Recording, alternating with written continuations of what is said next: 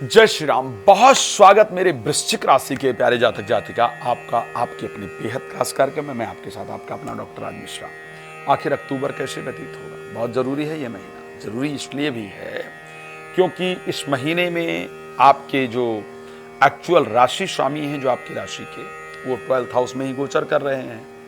अच्छा, फिर सूर्य भी इस राशि के अंतर्गत आ जाएंगे।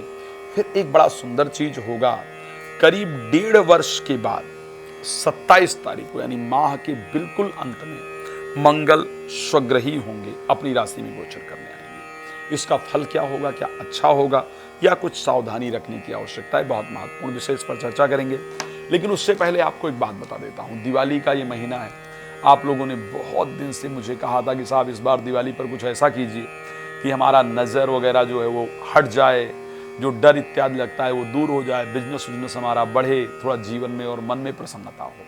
तो मैंने आपके इन सभी विषयों को देखते हुए इस बार एक व्यापार वृद्धि के लिए, नज़र दोष हटाने के लिए, एंजाइटी, फोबिया, नेगेटिविटी, सभी चीज़ों को दूर करने के लिए एक यज्ञ का आयोजन किया है दीपावली पर। लक्ष्मी वृद्धि योग, बाधा मुक्ति योग। इसमें सामग्री मैं आपको स्वयं दूंगा, यज्ञ भी मैं स्वयं ही कराऊंगा।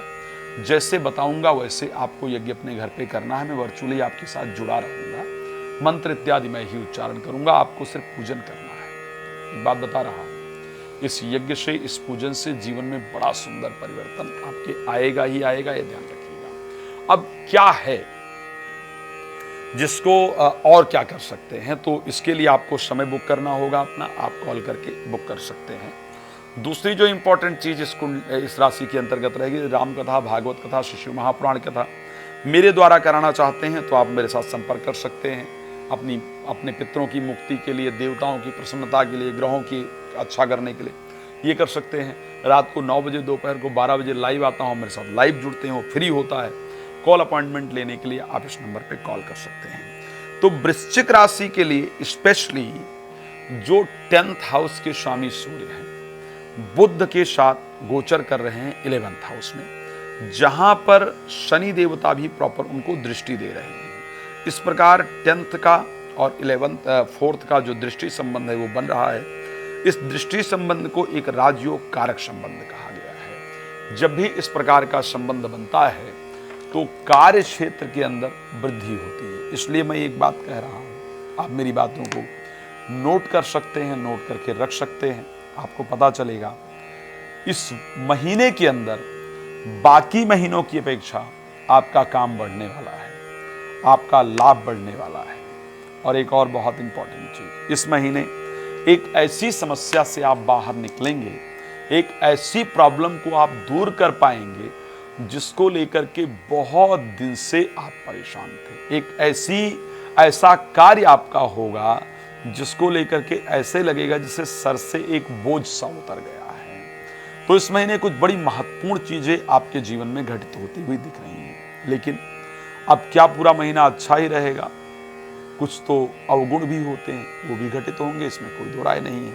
वो अवगुण क्या है? वो अवगुण ये है कि राशि स्वामी 12th हाउस में गोचर कर रहे हैं, जो कि नींद आने में आपको दिक्कत दे रहे हैं। आपको इस टाइम नींद आने में प्रॉब्लम हो रही है, मैं जानता हूं। आपकी नींद बहुत खुल रही है, प्रॉपर आप सो नहीं पा रहे हैं, और सोते हैं तो अजीब सा स्वप्न आ रहा है। एक काम जो बहुत दिन से रुका हुआ है उसको लेकर के मन में बहुत अधिक स्ट्रेस है, इसमें कोई दो राय नहीं है। लेकिन एक और प्रॉब्लम जो मुझे दिख रही है, जिसका मैं उपाय भी आपको बताऊंगा, वो है जब सूर्य चले जाएंगे तुला राशि में, और सूर्य जाएंगे 16 तारीख को। 16 से लेकर के 27 तारीख को लग्नेश भी द्वादश भाव में, कर्मेश भी द्वादश भाव में। इन दोनों ग्रहों के इस परिस्थिति में गोचर करने के कारण आपके साथ परिस्थितियां विपरीत होंगी।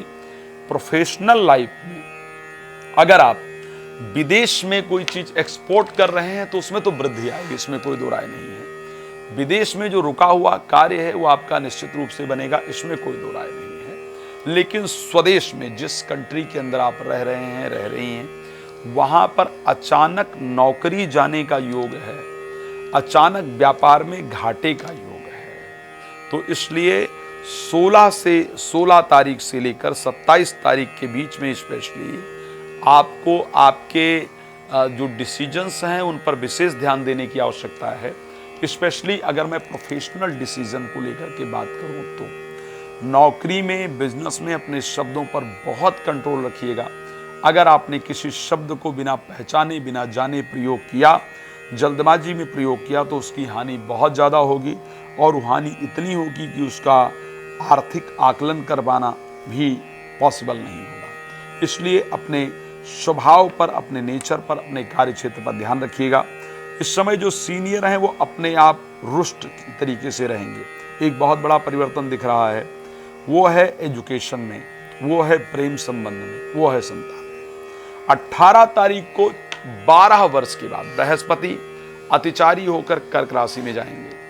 कर्क राशि में बृहस्पति का जाना यह स्पष्ट दिखाता है कि बच्चों को लेकर के जो चिंता थी आपकी, चाहे वो संतान प्राप्ति की चिंता हो, चाहे संतान के एजुकेशन की चिंता हो, चाहे संतान के बिहेवियर को लेकर के चिंता हो, बच्चों को लेकर के जो चिंता आपके मन में थी, वो चिंता निश्चित रूप से आपकी दूर होती हुई मुझे नजर आ रही है।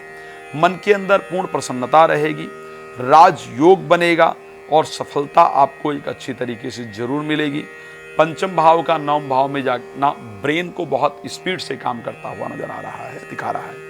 खैर, मैं जानता हूं कि आप लोग बहुत कुछ सुनना चाहते हैं, मैंने बहुत थोड़ा समय आपको दिया है। अधिक जानकारी के लिए नंबर है ना, एक कॉल दूर हूं मैं आपसे, आप मुझे कॉल कीजिए, सब जान सकते हैं। साथ में कॉल अपॉइंटमेंट लाइव फ्री होता है, रात को 9 से 10, दोपहर को 12 से 1। बाकी कॉल अपॉइंटमेंट आप मुझे कॉल करके ले सकते हैं। कॉल अपॉइंटमेंट चार्जेबल होता है, उसमें आपको जो भी डिस्कस करना है सब कुछ कर सकते हैं।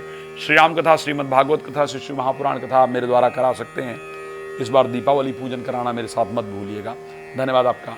जय श्री राम।